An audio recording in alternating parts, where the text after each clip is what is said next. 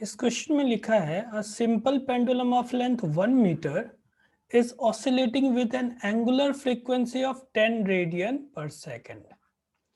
The support of the pendulum starts oscillating up and down with a small angular frequency of 1 radian per second and amplitude 10 to the power minus 2 meter.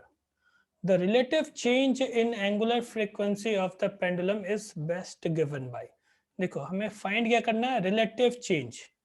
Angular frequency अगर omega है ना, तो change in omega by omega ये find करना है. ठीक है, एक बार क्वेश्चन को समझ लो क्या क्या इंफॉर्मेशन दिया है. ये एक सिंपल पेंडुलम आप मान लो. अब ये जो सिंपल पेंडुलम है ये ऐसे ऑसिलेट कर रहा है जिसकी एंगुलर फ्रीक्वेंसी ओमेगा है और ओमेगा की वैल्यू ये 10 रेडियन पर सेकेंड गिवन है. अब ये जो सपोर्ट है, ये वाला सपोर्ट, ये support up and down oscillate कर रहा है, ऐसे ये वाइब्रेट कर रहा है. ठीक है, और सपोर्ट के लिए जो एंगुलर फ्रीक्वेंसी दिया है इसको हम लोग ओमेगा एस से रिप्रेजेंट कर देते हैं. ये 1 रेडियन पर सेकेंड गिवन है. देखो यहाँ पर अगर ये अप एंड डाउन मूव कर रहा है ना, तो एक्सेलरेशन ड्यू टू ग्रेविटी बदल जाएगा. मान लेते हैं ये एक एक्सट्रीम पोजीशन है, ये दूसरा एक्सट्रीम पोजीशन है. यहाँ पर ये ऊपर की तरफ जा रहा होगा, एक्सेलरेशन ए मान लो. इस पॉइंट पर ये नीचे की तरफ आ रहा होगा, एक्सेलरेशन यहाँ पर भी ए.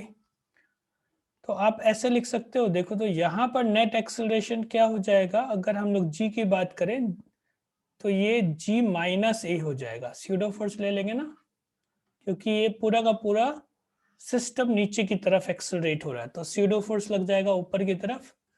इफेक्टिव एक्सेलरेशन जी माइनस ए. वैसे ही यहाँ पर इफेक्टिव एक्सेलरेशन हो जाएगा जी प्लस ए. तो जो चेंज आप इसको जी1 से डिनोट कर दो, ये जी2. Change in acceleration due to gravity, इसको डेल्टा जी से डिनोट कर देते हैं. ये हो जाएगा जी2 माइनस जी1. इसका डिफरेंस कितना आ रहा है, 2a. ये क्या है, एक्सेलरेशन. और एक्सेलरेशन को हम लोग ए ओमेगा स्क्वायर लिख सकते हैं. ये सपोर्ट का जो एंगुलर फ्रीक्वेंसी है ना, वो लिख रहे हैं a into omega square. A की वैल्यू भी गिवन है क्वेश्चन में 10 to the power minus 2 metre. अब हमें डेल्टा जी मिल चुका है. जो एंगुलर फ्रीक्वेंसी होती है सिंपल पेंडुलम की, उसको लिखते हैं square root of g by l. से टाइम पीरियड होता है 2 pi square root of l by g. यहाँ पर आप अगर इसको 2 पाई बाई ओमेगा लिखोगे ना, तो ओमेगा यहाँ से मिल जाएगा. अब एरर का कॉन्सेप्ट यूज करेंगे. Change, relative change in angular frequency, इसको क्या लिख सकते हैं, half into delta g by g. Values को पुट करना है. हाफ डेल्टा जी क्या है, 2a ओमेगा स्क्वायर, या ओमेगा एस है ना, omega s square divided by ji.